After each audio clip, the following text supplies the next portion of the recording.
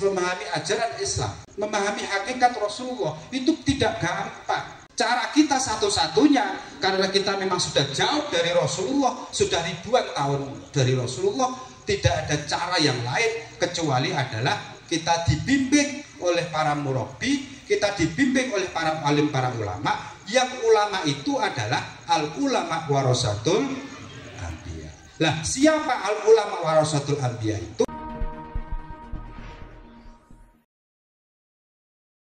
Lagi assalamualaikum warahmatullahi wabarakatuh. Waalaikumsalam warahmatullahi wabarakatuh. Alhamdulillahi nahmaduhu wa nasta'inuhu wa nastaghfiruh. May yahdillahu fala mudhillalah wa may yudlilhu fala hadiyalah. La haula wala quwata illa billah. Asyhadu an la ilaha illallah wa asyhadu anna Muhammadar Rasulullah. Allahumma sholli ala ruhi Sayyidina Muhammadin fil arwah wa sholli ala jasadi Sayyidina Muhammadin fil ajsad wa sholli ala qabri Sayyidina Muhammadin fil kubur. Allahumma baligh ruha Sayyidina Muhammadin minni tahiyatan wa salaman. Qala rabbis shrahli sadri wa yassirli amri wahlul 'uqdatam min lisani yafqahu qawli, amma ba'du. Al-mukarramun, para alim, para ulama, para kiai, para masyayikh, para abuya, para tengku, wa nakhussu bidzikri ila hadrati sahibul fadilah wal karamah Abuya Syekh Haji Amran Wali Al-Khalidi, kepada mak sama nyak, kepada segenap para alim, para ulama yang sama-sama kita hormati, Bapak Jenderal, persisnya adalah Mayor Jenderal, Bapak Mayor Jenderal Afifuddin, yang beliau hadir di tengah-tengah kita.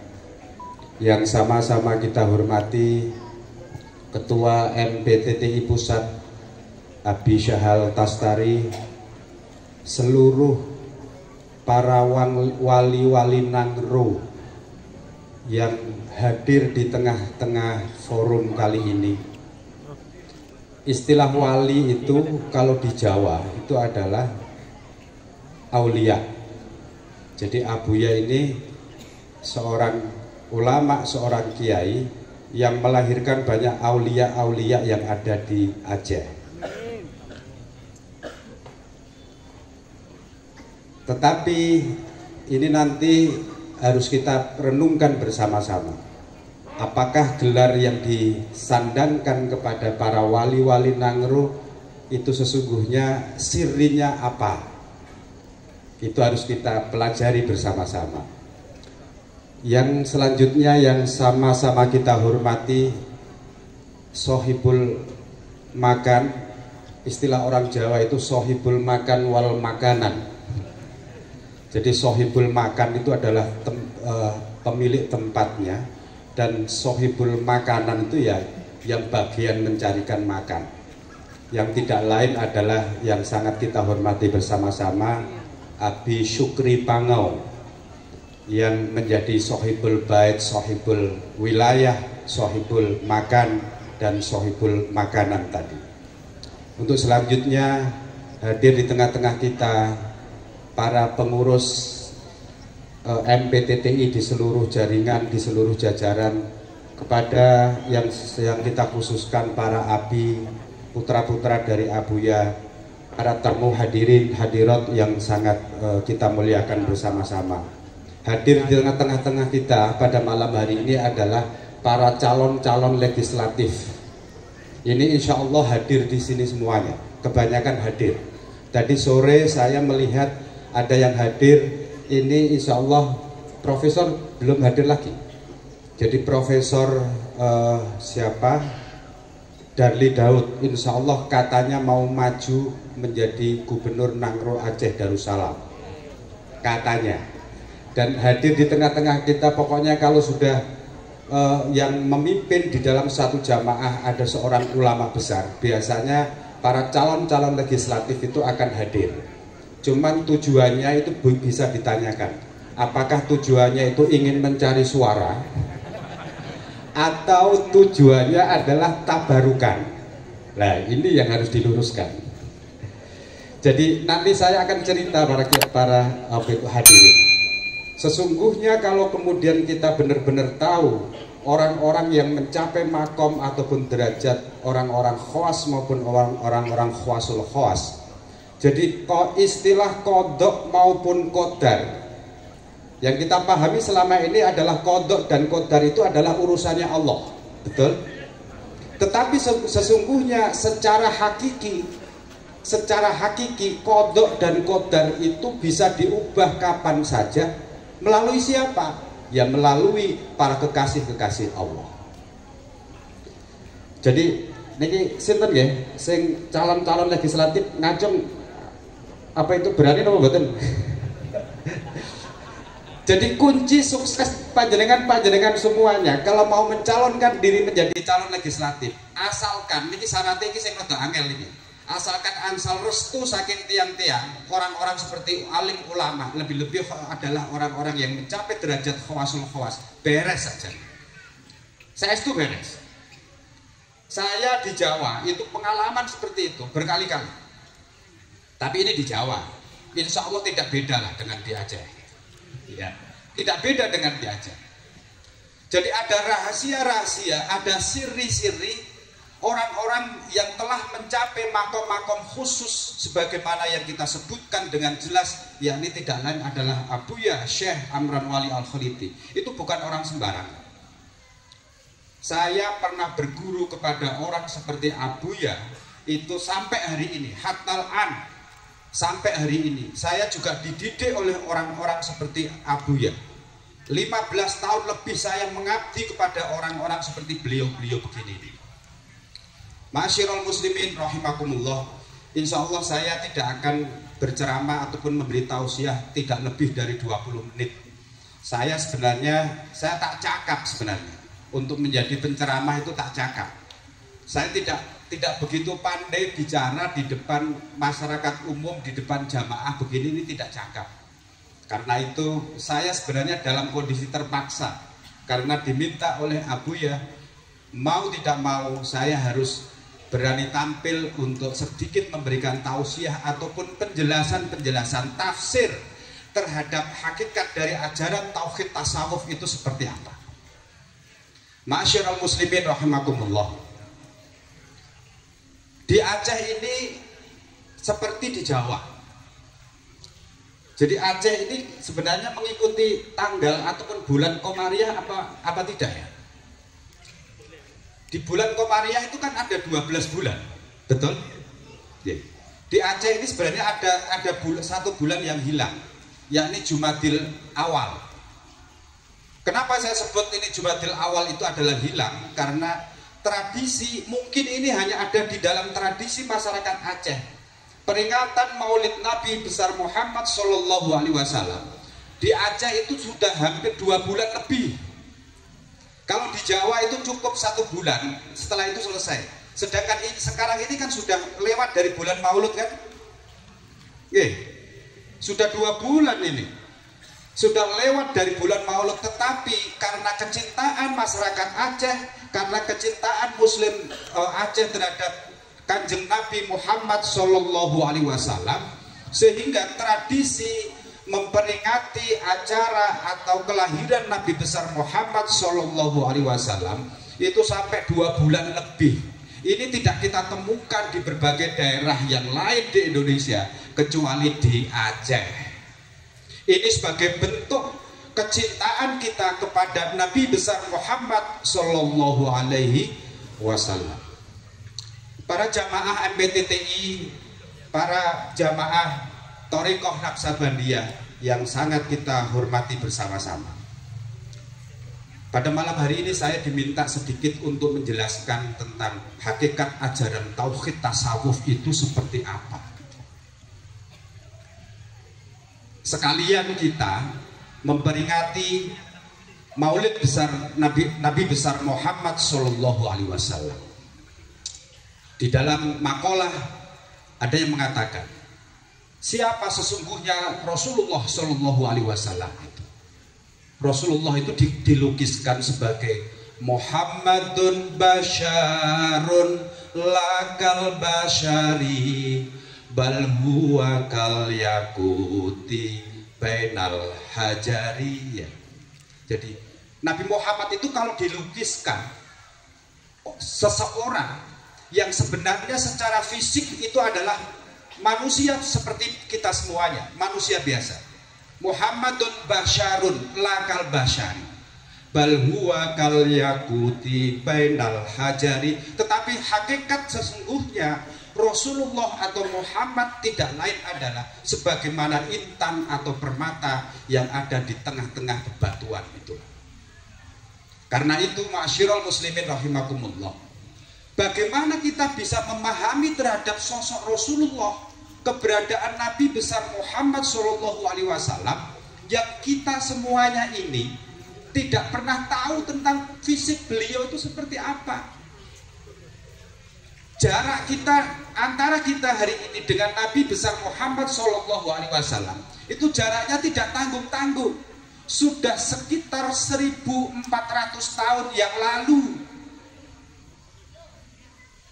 Saya tadi malam bercerita kepada para jamaah juga, seandainya kita semuanya hari ini, seandainya ya, kita semua hari ini hidup bersama-sama dengan Rasulullah, ataupun kita ini hidup pada masa Rasulullah, belum tentu kita ini akan yakin terhadap Rasulullah. Ya, karena itulah kemudian memahami hakikat Rasulullah itu nanti tidak lain adalah fas'alu ahlad dzikri in kuntum la ta'lamun. Siapa sesungguhnya yang dimaksud dengan fas'alu ahlad dzikri in kuntum la ta'lamun itu tidak lain adalah al ulama warasatul anbiya.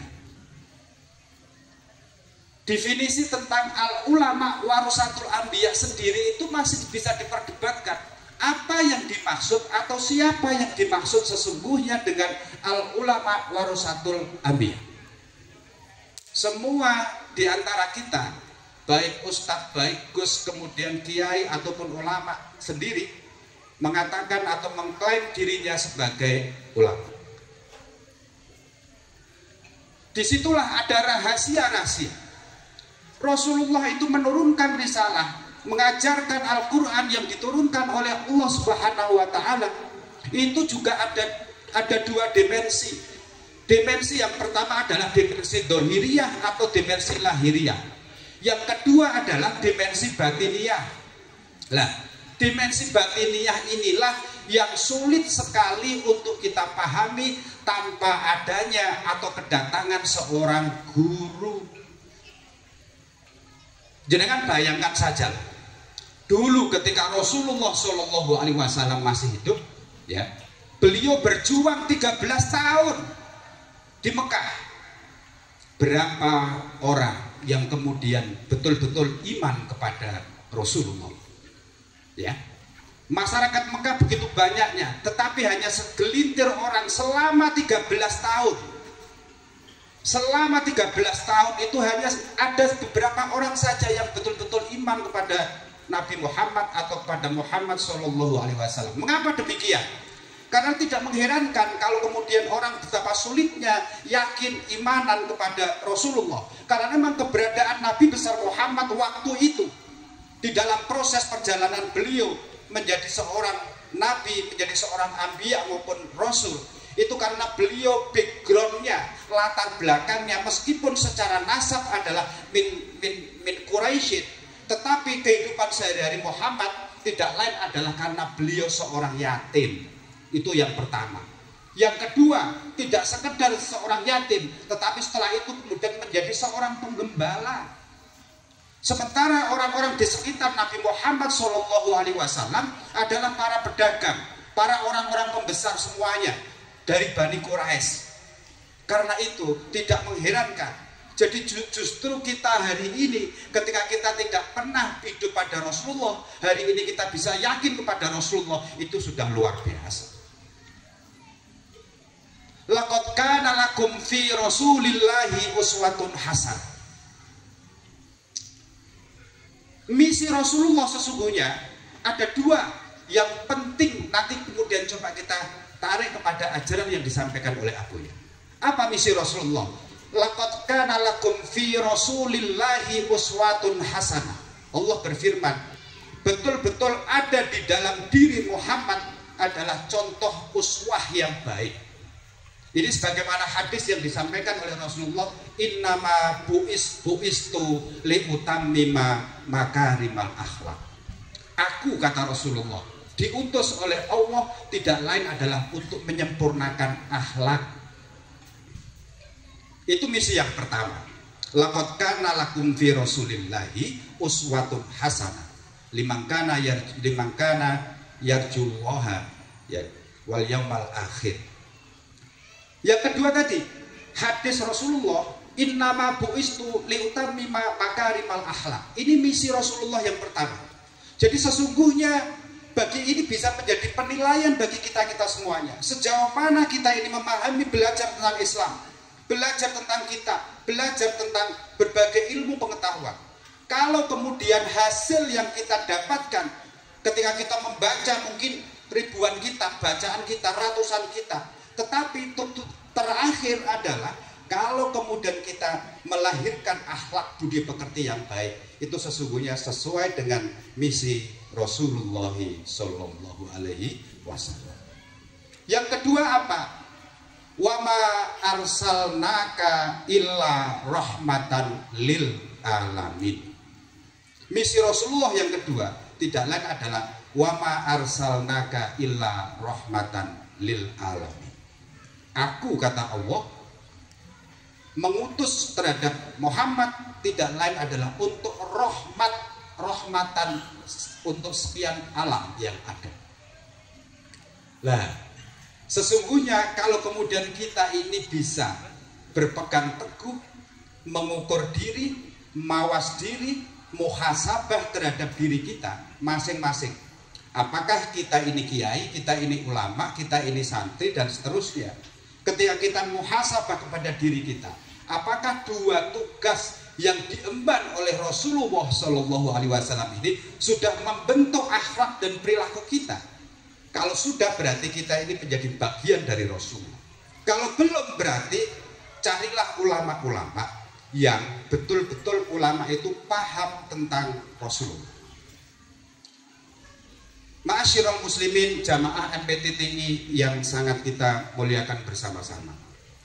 Disinilah kemudian terjadi, karena Islam yang diturunkan oleh Rasulullah itu memang gampang-gampang sulit untuk dipahami. Maka panjenengan semuanya coba lihat. Begitu Rasulullah wafat pun, Rasulullah baru saja wafat. Itu di dalam sejarah tarikhul Islam itu sudah terjadi konflik luar biasa. Ya, sejarahnya kan seperti itu. Rasulullah wafat belum sampai dikebumikan, orang-orang Muslim pada saat itu terjadi perpecahan. Ada yang mengklaim mengatakan bahwa setelah Rasulullah wafat, orang yang paling berhak untuk mengganti Rasulullah tidak lain adalah Ali bin Abi Thalib. Tetapi yang mengatakan begini bukan Sayyidina Ali sendiri, tetapi kelompok-kelompok orang yang menafsirkan terhadap siapa kepemimpinan setelah Rasulullah wafat itu. Ya. Sedangkan yang lain mencari iktibar, mencari tanda-tanda siapa orang yang akan mengganti Rasulullah setelah Rasulullah wafat. Ada yang mengatakan akhirnya ini yang menjadi ijma di antara para sahabat, yang dijadikan yang berhak menjadi pemimpin setelah Rasulullah adalah Abu Bakar As-Siddiq. Kenapa Abu Bakar As-Siddiq? Karena Abu Bakar waktu itu isarohnya diambil ketika Rasulullah masih sakit. Abu Bakarlah orang yang ditunjuk menjadi imam sholat di situ. Terus sejarah Islam terus setelah itu kemudian berlanjut terus. Abu Bakar hanya memimpin menjadi khalifah 2,5 tahun. Setelah itu kemudian diganti oleh Umar bin Khattab. Ya, Umar bin Khattab begitu memimpin belum begitu lama, akhirnya meninggal. Meninggalnya pun ditikam oleh orang-orang Yahudi. Yang lebih mengerikan lagi, setelah Umar bin Khattab menjadi khalifah, penggantinya tidak lain adalah Utsman bin Affan. Utsman bin Affan mengerikan lagi.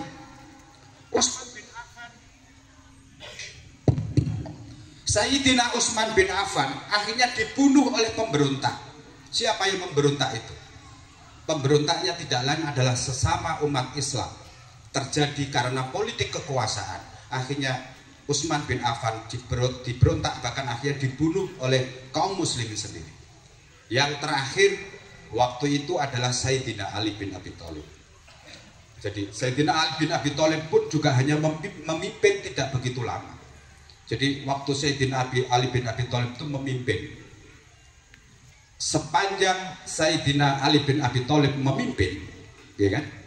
Itu terjadi huru-hara politik luar biasa di dalam sejarah Islam waktu itu. Terjadi pemberontakan, bahkan Siti Aisyah radhiyallahu anha sampai terjadi karena dihasut oleh berbagai kelompok, sampai kemudian memberontak terhadap Sayyidina Ali yang tidak lain adalah mantu dari Sayyidah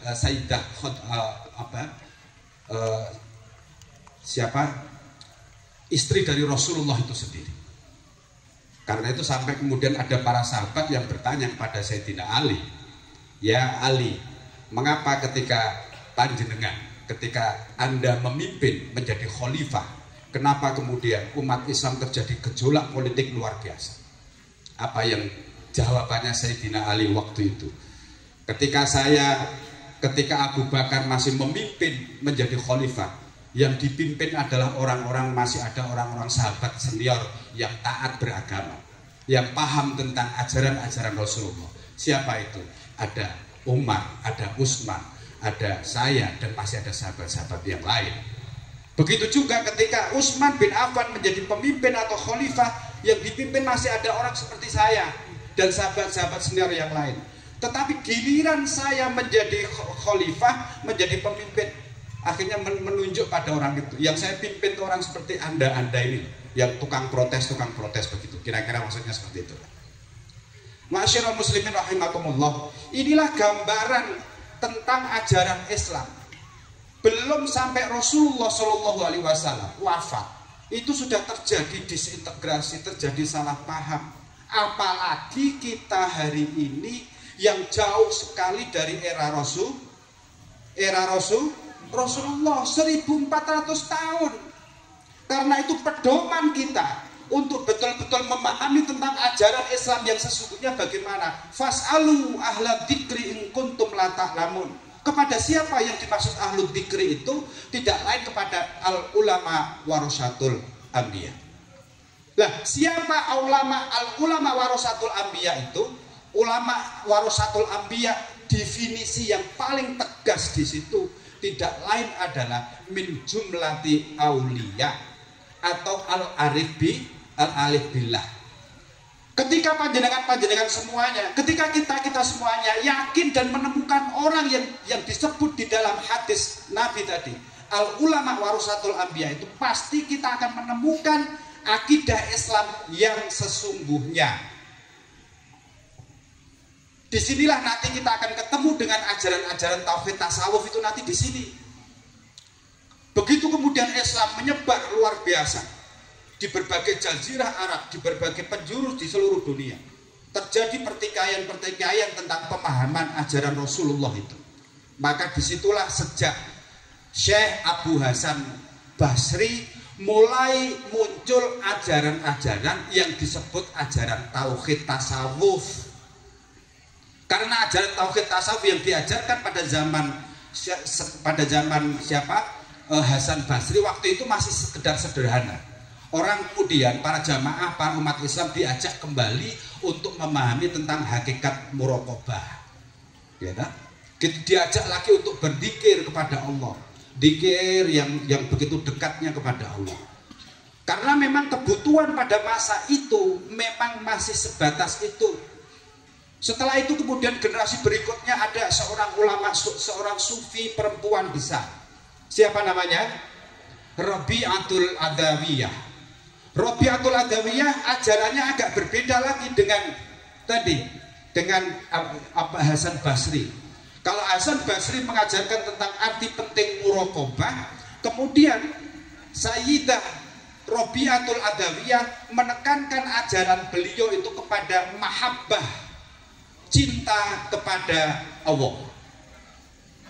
Nah, selanjutnya karena generasi-generasi umat Islam semakin jauh dengan Rasulullah, maka mulai muncul ulama-ulama sufi besar sebagaimana Syekh Abdul Qadir Al-Jailani, terus kemudian Abu Hasan As-Sazili, Abu Yazid Al-Bustami, dan seterusnya mulai menjelaskan tentang hakikat ajaran-ajaran yang disampaikan oleh Rasulullah dari aspek rohani tadi.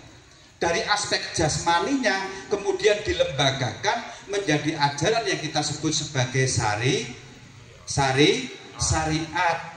Lah, ajaran yang bersifat rohani ini tadi kemudian menjelma menjadi ajaran yang kita sebut tasawuf.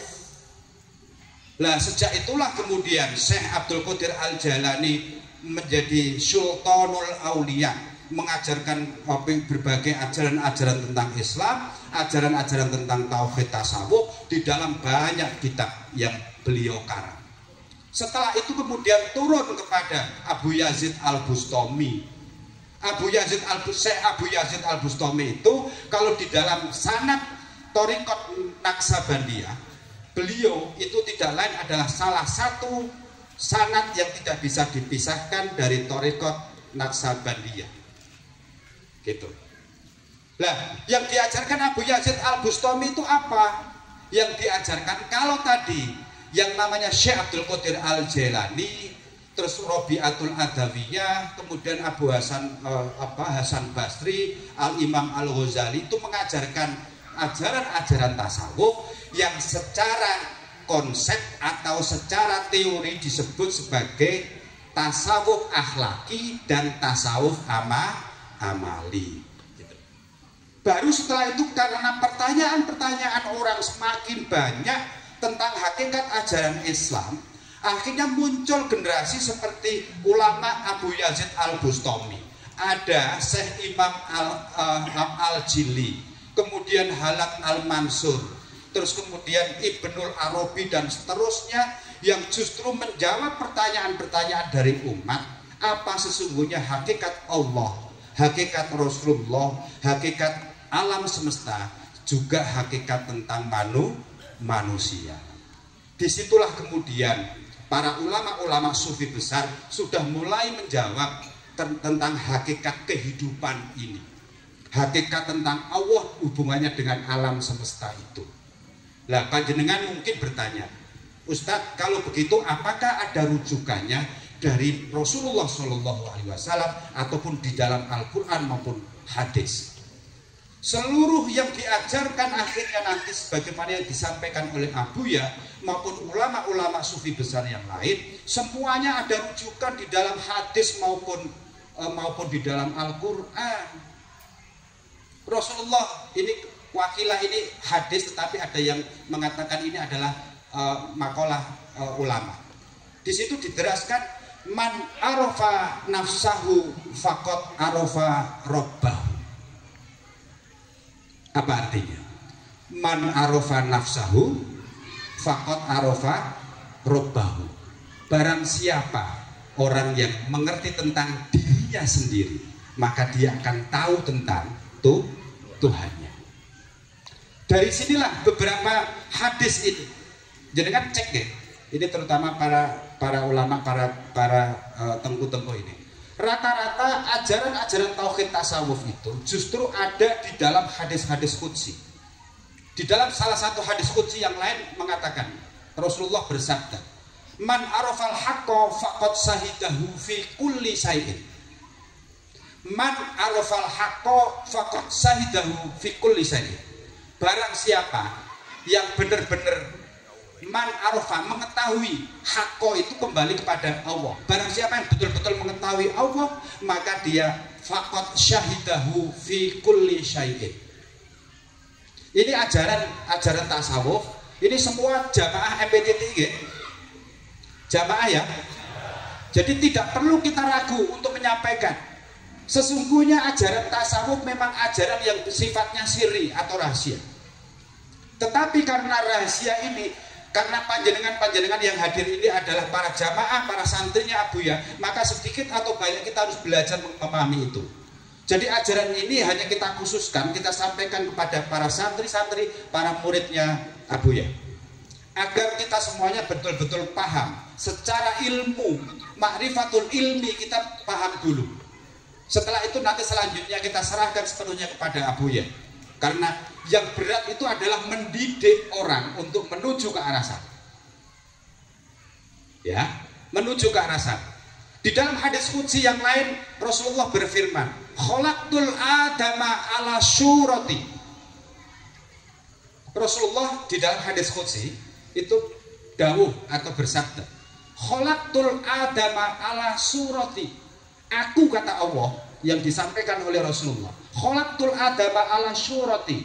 Aku, kata Allah, itu menciptakan Adam, gambarnya itu sebagaimana saya. Saya itu siapa? Allah.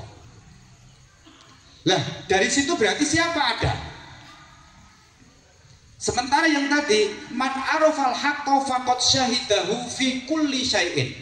Barang siapa yang betul-betul mengetahui Allah, maka dia akan menyaksikan Allah itu kepada setiap sesuatu yang kita lihat. Karena itu kalau di dalam dzikir itu, dzikir Rotibul Haddad ya, atau dzikir apa namanya, itu kan ada la ma'buda illallah, la maksuda illallah, la mashuda la maujuda. Kita ini seringkali paham dzikir tetapi tidak mengerti maknanya. La ma'buda, tidak ada sesuatu yang kita sembah kecuali Allah. La maksuda, tidak ada yang kita tuju kecuali Allah. La masyhuda, tidak ada yang kita saksikan kecuali Allah. La maujuda illallah. Guru saya dipesani oleh guru saya yang ada di Jawa, hakikat yang paling tinggi harus tetap disampaikan kepada umat Islam. Karena itu saya pernah diskusi dengan para abuya, para abi-abi, putranya Abuya dengan berbagai santri-santri senior yang lain. Saya mengambil sebuah kesimpulan bahwa hari ini kita betul-betul bahagia, bahkan bangga, kita dihadapkan, kita dihadirkan oleh Allah Subhanahu wa Ta'ala, seorang alim, seorang ulama, ya, tidak lain adalah beliau ini Abuya Amran Wali Al-Khalidi.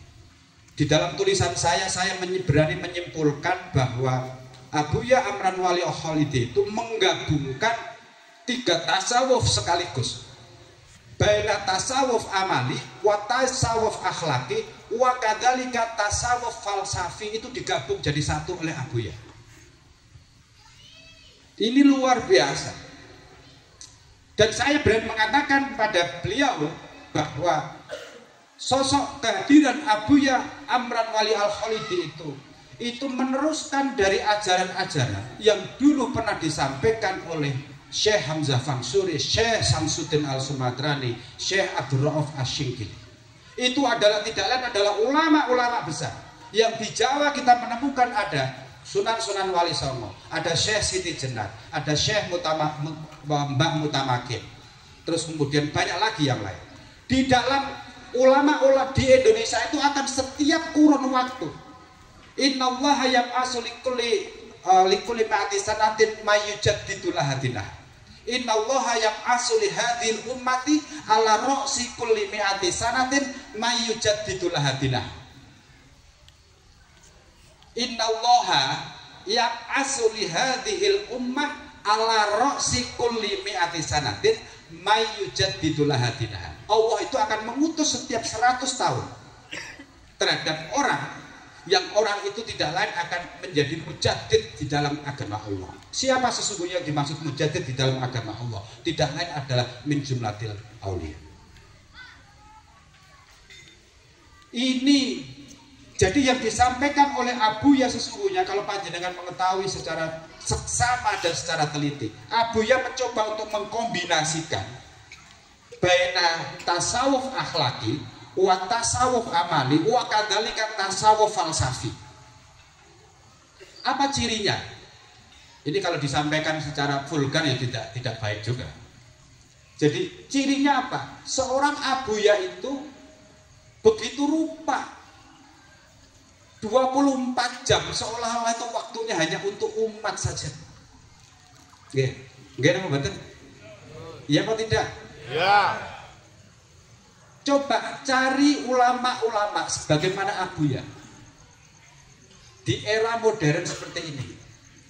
Saya itu sering guyon, kalau orang seperti abuya di Jawa itu sudah kaya raya, mobilnya itu sudah harusnya itu mobil Mercy, karena guru saya juga begitu.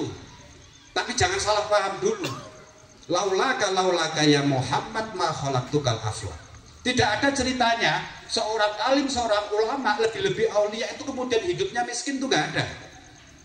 Panjenengan kan meyakini Pak bahwa Rasulullah itu kira-kira miskin apa kaya? Ya. Tenana. Tetapi kenapa selama ini kita menerjemahkan, kita memahami dan kita menjelaskan bahwa Rasulullah itu adalah seorang miskin, hidupnya pas-pasan, begitu kan? Coba jenengan cek itu, jenengan lihat, Bapak Ibu semuanya baca sejarah.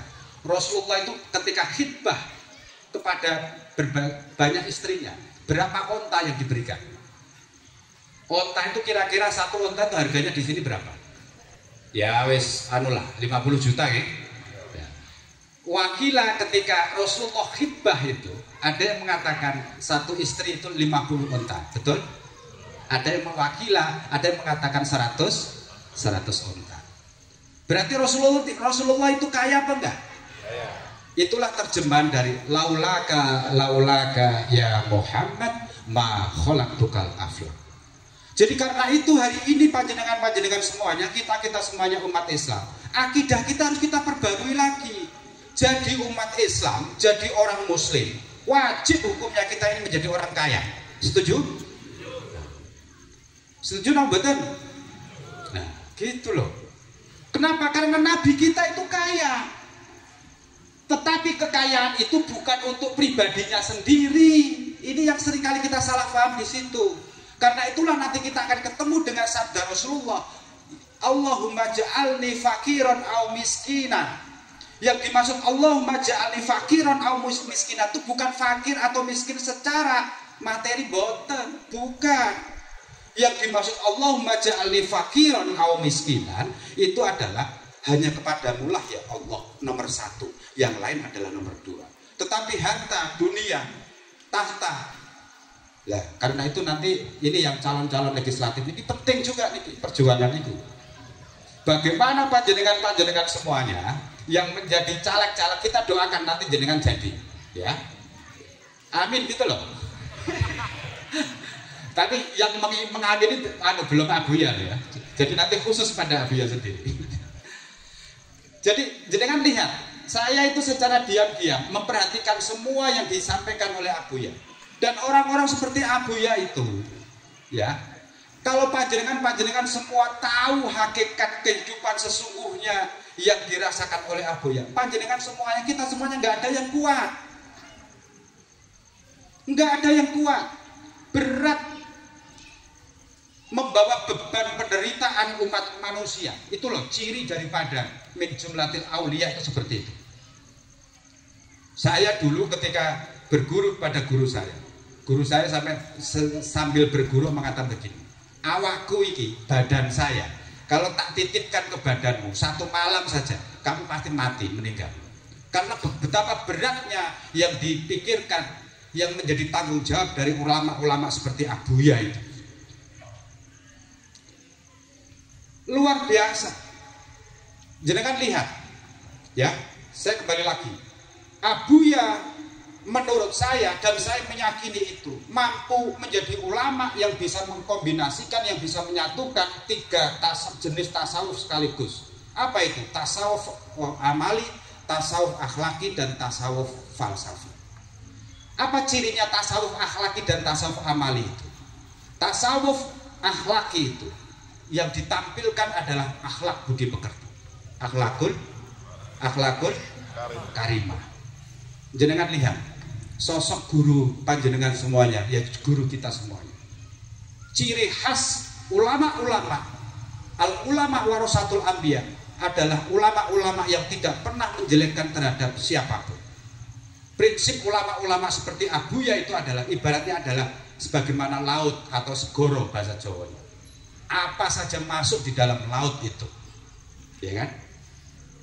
Coba Abah Pak Ilyas wonten apa betul? Pak Ilyas wonten apa betul? Oh, wonten ya. Pak Ilyas dulu itu ceritanya, ini Pak Jenderal masih ada Pak Jenderal. Iya. Pak Ilyas dulu itu ceritanya disuruh memata-matai Abuya. Ini kita buka saja nggak apa-apa. Disuruh memata-matai Abuya. Jadi ketika justru kemudian Pak Ilyas tahu siapa sesungguhnya Abuya, akhirnya kemudian beliau sam'atan sami'na wa ta'na. Kemudian sampai hari ini kemudian beliau tabik kepada beliau Abuya. Oh itu Pak Ilyas ya. Nggak apa-apa Pak, ini rahasia, tapi dulunya rahasia, sekarang menjadi rahasia umum ya. Perjalanan-perjalanan orang seperti itu saya sudah banyak bertemu dengan para santri-santrinya Abuya. Ada yang mengatakan ada salah satu santri yang ketika ketemu sama Abuya, orang itu adalah mantan pimpinan gang, pemabuk, kemudian narkoba dan lain sebagainya. Ada yang mengkritik kalau kemudian seandainya orang seperti ini dimasuk jadi diambil oleh orang-orang syariat, pertama kali apa yang diperintahkan? Sholat. Kan begitu kan?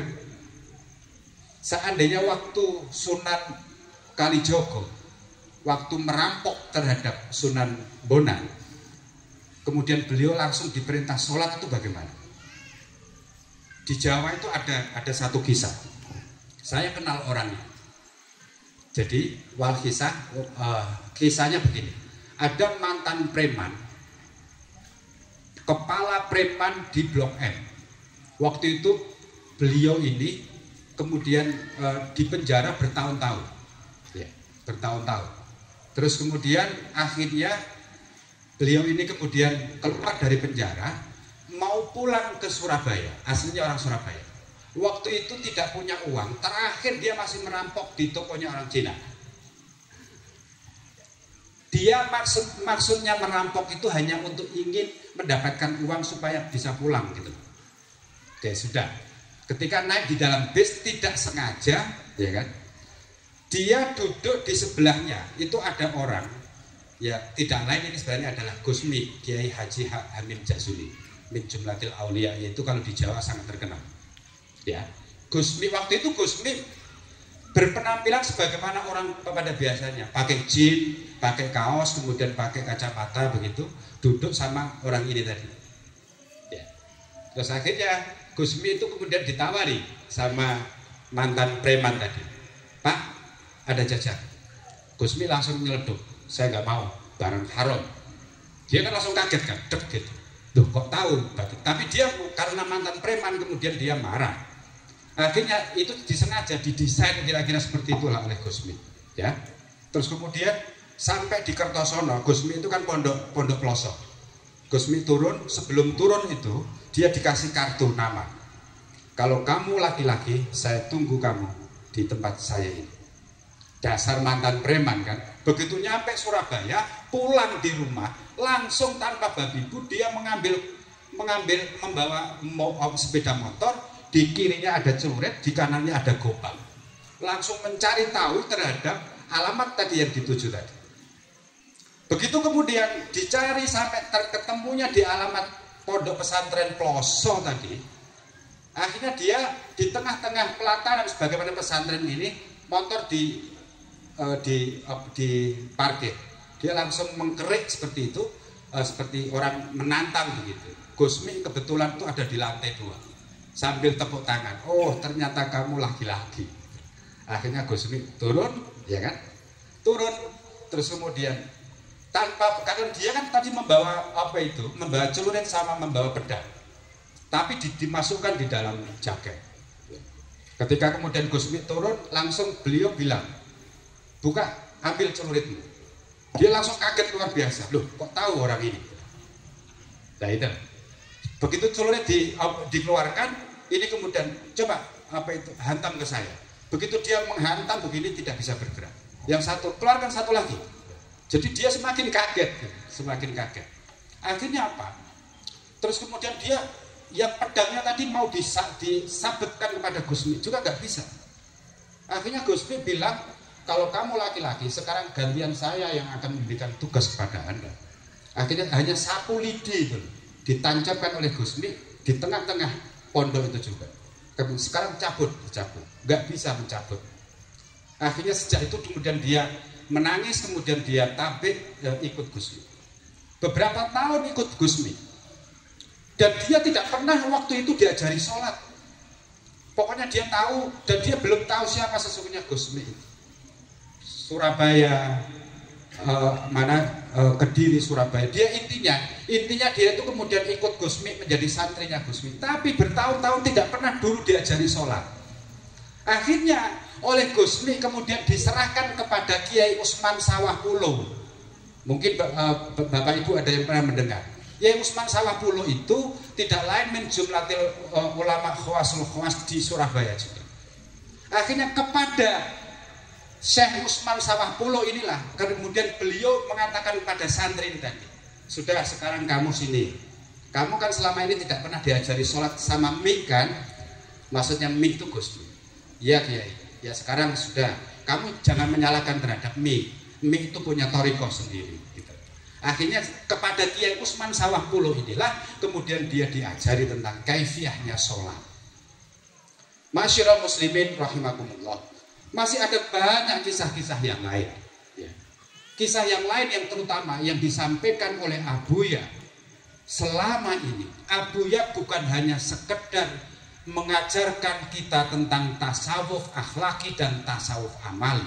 Lebih daripada itu, di akhir-akhir ini Abuya akhirnya mengajarkan jauh tasawuf yang lebih tinggi daripada itu, tidak lain adalah ajaran tasawuf falsafi. Yang akhirnya ini kemudian diperdebatkan luar biasa oleh kalangan-kalangan masyarakat tertentu. Saya secara pribadi ketika mendengar bahwa Abuya kemudian dihasut, kemudian tidak disukai, bagi saya itu hal yang biasa. Ya ini namanya sunnah Rasulullah ya begini ini. Maksudnya apa Pak? Kok sunnah Rasulullah? Lah kalau panjenengan semuanya, Bapak Ibu semuanya, kalau betul-betul menjadi orang-orang yang ikut ajaran-ajaran sunnah Rasulullah, ya harus biasa siap difitnah. Bukankah di dalam makalah kata-kata ulama itu tidak akan pernah kamu mendapatkan derajat yang tinggi, lebih-lebih diangkat menjadi wali kalau belum pernah difitnah oleh ahlul ibadah dan orang-orang zindik sebanyak 1000 kali lebih. Betul? Jadi jangan heran. Jadi justru ketika kemudian orang tidak suka terhadap ajaran Abuya, tidak setuju terhadap ajaran Abuya ini karena mereka tidak paham saja. Guru saya yang ada di Jawa menegaskan sekali lagi, tidak akan pernah sempurna ajaran tauhid seseorang kalau belum sampai kepada ajaran ittihad itu atau wahdatul wujud itu. Karena memang itu adalah hakikat yang paling tertinggi. Ya sesungguhnya ajaran Islam, ya isi dunia, alam semesta ini menurut ajaran yang sesungguhnya disampaikan oleh Abuya melalui domir huwa nih loh. Yang itu kemudian belum apa-apa sudah dipertentangkan, sudah disalahpahami. Ya sesungguhnya itu inti dari ajaran Islam yang tertinggi yaitu. Kenapa? Kalau kita sudah betul-betul sudah sampai pada pemahaman itu, lebih-lebih nanti dibimbing oleh Abuya untuk usul kepada Allah, kepada Rasulullah, pasti kita nanti akan yang muncul di dalam diri kita ya ma'allah tadi. Karena itu Abuya kan sering mengajarkan 3 tingkatan dzikir itu kan, dzikir ma'al yaqdah, dzikir ma'al ma'al khudur, yang satu lagi adalah dzikir ma'al ghaibah. Itu sebenarnya bentuk latihan kita untuk kita betul-betul nanti bisa diusulkan. Apa yang dimaksud dengan usulkan? Kita akan diantar oleh guru kita. Jadi ajaran tasawuf yang sesungguhnya paling tertinggi itu tidak lain adalah ajaran tasawuf falsafi yang disampaikan oleh Abuya itu. Karena itu saya berani mengatakan bahwa sudah ratusan tahun Aceh yang dulu pernah luar biasa besar ajaran Islamnya, terutama generasi Sultan Iskandar Muda, melalui ulamanya tidak lain adalah Syekh Hamzah Fansuri, Syekh Samsuddin Al-Sumatrani, kemudian Syekh Abdul Rauf Asy-Syinqili, sampai beberapa generasi, beberapa ratus tahun ajaran itu kemudian redup kembali hingga sekarang hadir salah seorang ulama, ya putranya ulama besar yang ada di Aceh, yang akhirnya membangkitkan kembali, mengajarkan tentang hakikat kehidupan yang sesungguhnya. Okay. Nah, itulah tadi makna yang diajarkan oleh Abu yang tidak lain adalah man arafa nafsahu faqad arafa rabbahu, man arafal haqqo faqad syahidahu fi kulli syai'in khalaqtul adama ala surati. Gitu. Al insanu sirri wa ana sirruhu. Jadi manusia itu sesungguhnya adalah makhluk rahasia, dan akulah rahasia dari makhluk itu sendiri. Sayangnya yang diajarkan oleh Abuya itu keburu disalahpahami oleh berbagai orang, berbagai kelompok. Justru Pak Jenderal, jadi jenengan harus ini, karena jenengan hadir di sini, jenengan harus paham ini. Jadi betapa sesungguhnya kehadiran Abuya di tanah Aceh ini suatu berkah yang luar biasa. Berkah yang luar biasa. Hari ini mencari ulama, jenengan coba jenengan lihat saja. Bapak Ibu ketika menjadi Abuya, sanggupkah dari sisi aktivitas saja? 24 jam beliau itu melayani umat. Nggak tahu mak kesamanya nanti bagaimana kira-kira. Ya kan? Melayani umat, hanya inilah yang dimaksud dengan hadis Rasulullah, umati kan seperti yang dipraktikkan oleh Abuya. Loh, begini kok disalahkan sama orang-orang itu bagaimana? Ya. Jadi penjelasan man arafa nafsahu faqad arafa rabbahu, man arafal haqqo faqad syahidahu fi kulli syai'in, atau khalaqtul adama ala suratihi, itu bahwa Allah itu punya sifat-sifat 20. Sifat 20 Allah itu kalau tidak mewujud itu apakah ada? Jadi gampangannya gini loh, kalau kita mau memahami tentang ajaran Abuya, Allah itu wujud. Gini apa Batan? Allah itu sifat pertama Allah kan? Allah wujud kita baka. Ayo. Mukhalafatu disi. Ayo ulangi. Allah wujud kita. Terus mukhalafatu qiyamuhu wahdaniyah kodrat ilmu basor qadiran muridan aliman hayah basyiran mutakaliman. Ya kan? Ada berapa? 20. Itu sifatnya wujud, sifatnya Allah. Allah itu kan tidak kelihatan. Allah itu tidak nampak. Lah sifat-sifatnya Allah itu di mana? Allah wujudnya Allah itu bagaimana? Sifat wujudnya Allah itu loh. Ya wujudnya kita ini manusia. Gitu? Karena itu kemudian kalau kita diajari oleh Abuya dalam arti yang sesungguhnya, dunia ini, alam semesta termasuk manusia dan Allah itu yang manunggal, semuanya jadi satu itu, yaitu seluruhnya adalah wujudnya Allah itu ya di situ.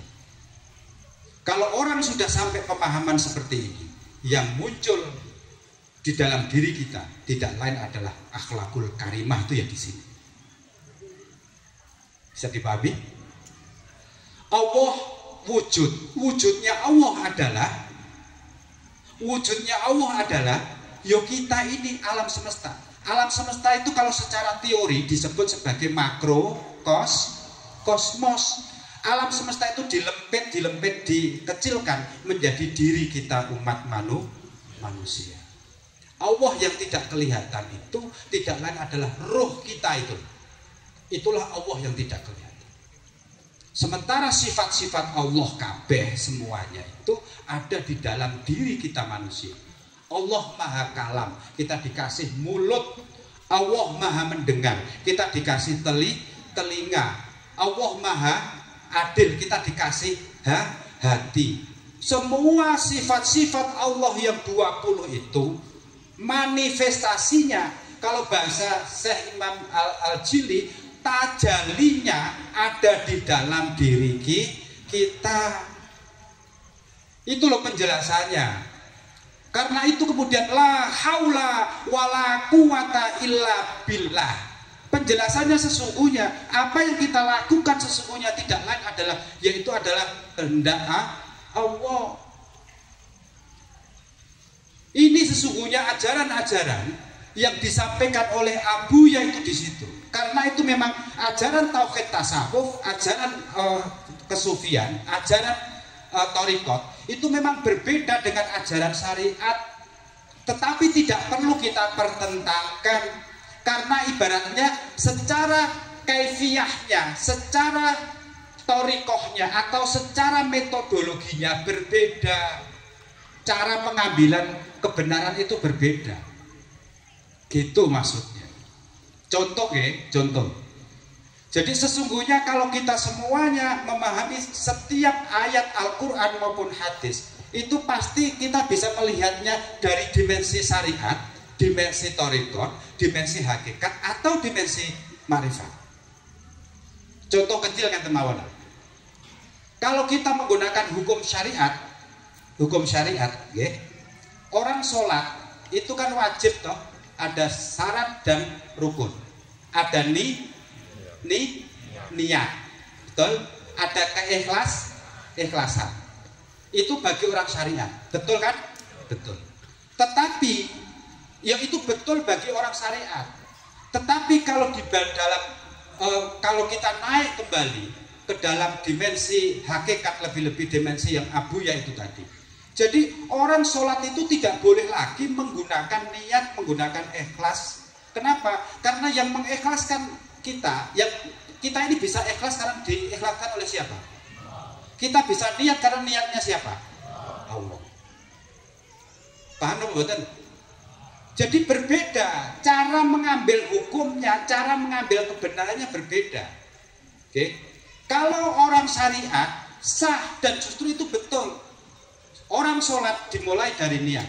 Orang sholat karena kita bisa harus kita ikhlas. Tetapi kalau bagi orang-orang hakikat, lebih-lebih orang makrifat, kalau kita masih muncul ikhlas kita, muncul niat kita, itu justru tadi kata Abi Syukri itu mengatakan kita justru terkena syirik khafi itu tadi. Allah akan marah di situ. Kamu ini kok bisa mengatakan bahwa itu ikhlasmu, itu niatmu? Siapa yang bisa membuat niat itu? Siapa yang bisa membuat ikhlas itu? Allah. Nah disitulah nanti. Tapi ini secara teori saja. Makrifatul ilm itu di sini. Ya. Akhirnya kalau di dalam pandangan Abuya, ketika kita sudah dzikir ma'al ghaibah itu tadi, yang sholat bukan lagi kita. Huwa dengan huwa. Hu dengan hu. Yang sholat berarti ya di situ adalah sudah Allah semua. Tidak ada niat kita, tidak ada ikhlas kita, tidak ada syarat rukun kita. Semua yang menggerakkan adalah Allah. La haula wala quwata illa billahil aliyyil azim. Kalau kita sudah sampai kepada pemahaman seperti itu, lah disitulah kita sesungguhnya dzikir kita. La ma'buda illallah, la maqsuda illallah, la masyhuda illallah, la maujuda illallah. Jadi niku dzikir tingkatan orang yang membuat dzikir, ulama yang membuat dzikir itu adalah min jumlatil aulia. Jadi ma'asyiral muslimin, para jamaah MPTTI yang sama-sama kita hormati, sudahlah. Jadi saya, karena kita sesama murid dari Abuya, karena saya tidak setiap hari ada di sini, kita sama-sama yang terakhir kalinya adalah bagaimana kita, prinsip kita adalah yakin dulu kepada guru. Ya, jangan bisa yakin apa betul? Tenan. Sing banter mau sapa sing ngomong? Jadi yakin itu nanti ada tingkatannya. Hakul yakin, kamalul yakin, ya kan? Masih ada tingkatannya. Jadi jangan bicara jenengan itu yakin pada Rasulullah dulu, kepada Allah dulu, nggak bisa.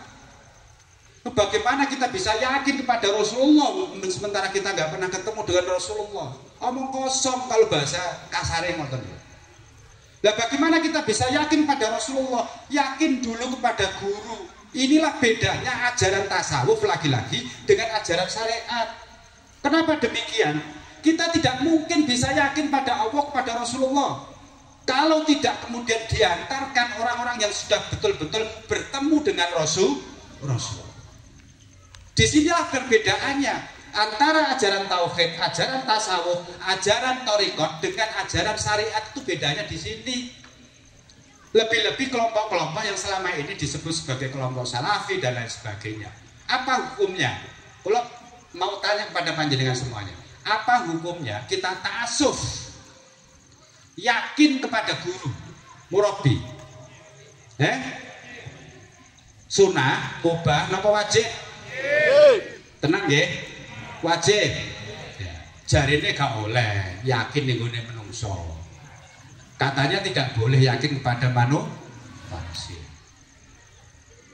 Yang benar yang bagaimana?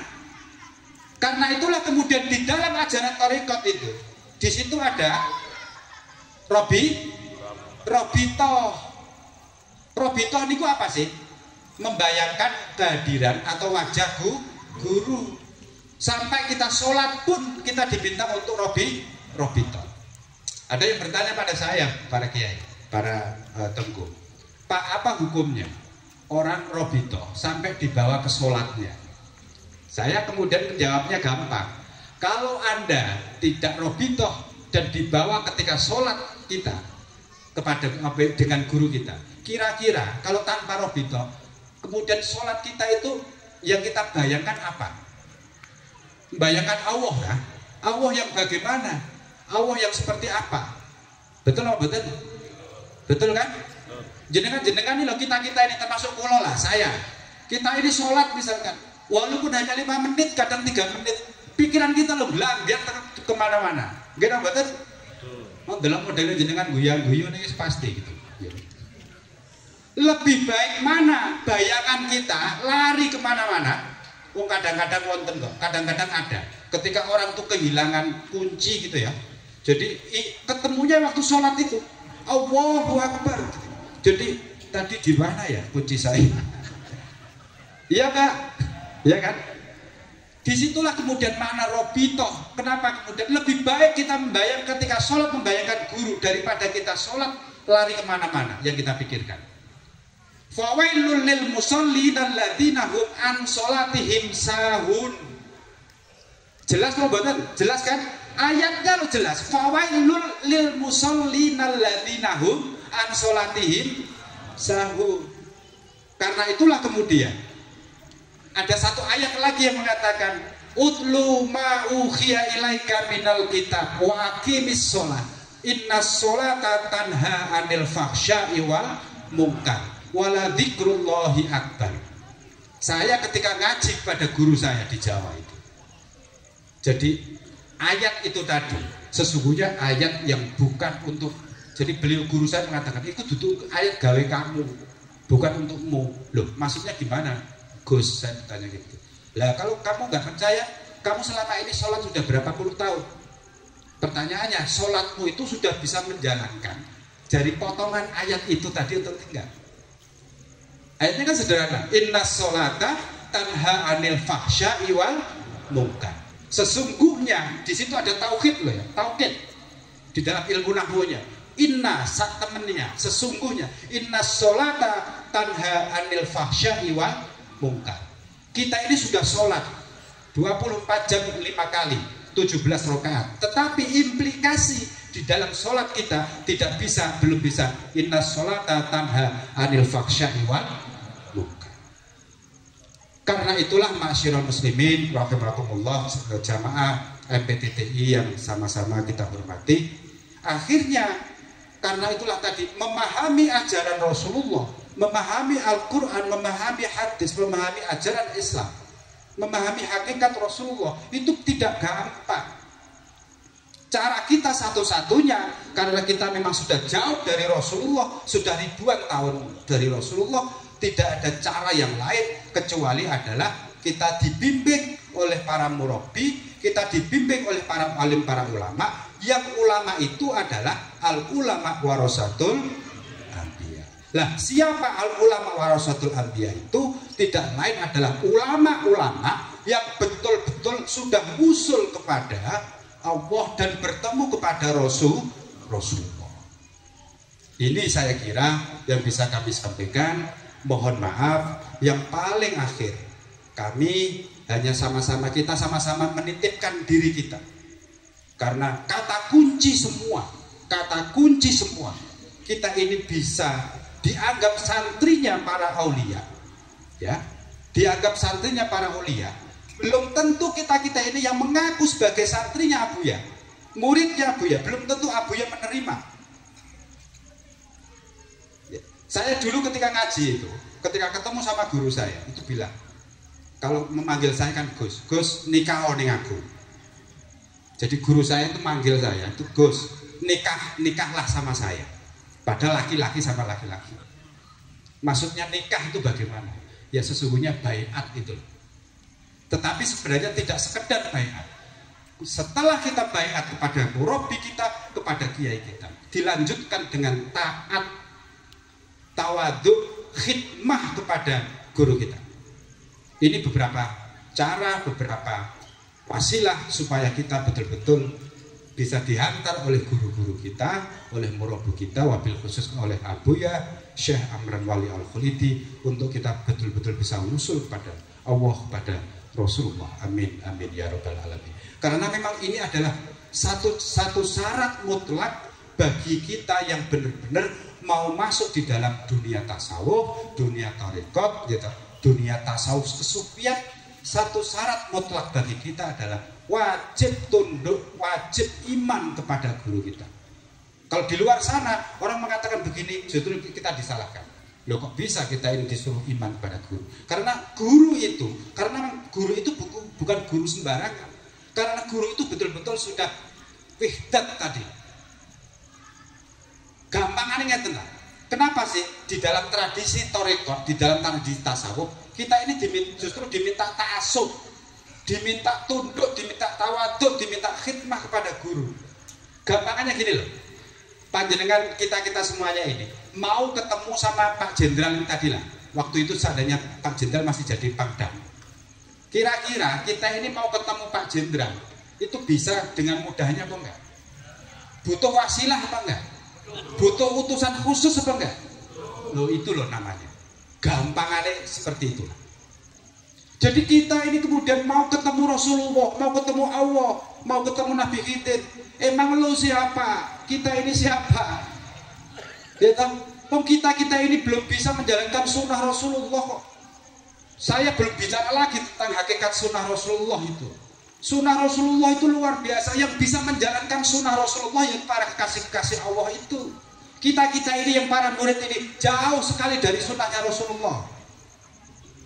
Jenengan saja disakiti orang masih ngamuk kok. Iya toh enggak? Jenengan saja terhadap Abuya masih suudon kok. Tenang lah. Belum. Kalau kemudian kita ini benar-benar diajari sesungguhnya oleh Abuya, lari kita. Betul-betul lari, saya yakin itu. Jadi kita ini ya belum sampai diajari oleh guru kita dalam arti yang sesungguhnya. Kalau kita sudah diajari kita dalam arti sesungguhnya, kita pasti lari. Jadi logika sederhananya, orang kalau kita mau paham tentang orang-orang seperti Abuya, orang seperti Abuya itu ibarat itu perempuan ingin melahirkan. Paham? Maksudnya apa? Perempuan ingin melahirkan. Abuya itu juga kepengen. Di antara ribuan santri seperti ini ada orang yang mewarisi ilmunya Abuya. Tetapi siapa yang kuat untuk mewarisi ilmunya Abuya begini nih? Ini yang sulit. Yang sulit, tetapi nggak apa-apa. Jadi kita ini yang penting cinta kepada cinta kepada, sudah itu saja modalnya. Yang nanti ketika ini apa itu, ketika kita ini mati, kita pokoknya norok bontet lah kalau bahasa orang Madura. Yang penting kita ikut kepada guru-guru kita, karena memang prakteknya luar biasa, luar biasa. Saya dulu ya, ketika berguru kepada orang-orang seperti Abuya, itu dikasih 2 syarat. Kamu jangan pernah mengatakan menjadi muridnya para kekasih Allah kalau belum 2 syarat. Apa itu? 1, kamu belum pernah dimintai hak-hakmu oleh guru. Itu macam-macam. Tes. Hak-hak itu kan macam-macam.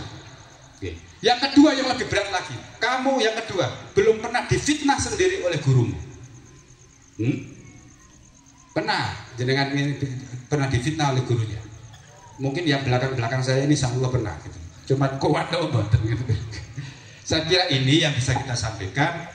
Yang paling akhir, kita tetap istiqomah dari ajaran-ajaran Abuya. Bekal kita hanya satu, belajarlah kita cinta kepada alim para ulama, belajarlah kita cinta kepada murabi.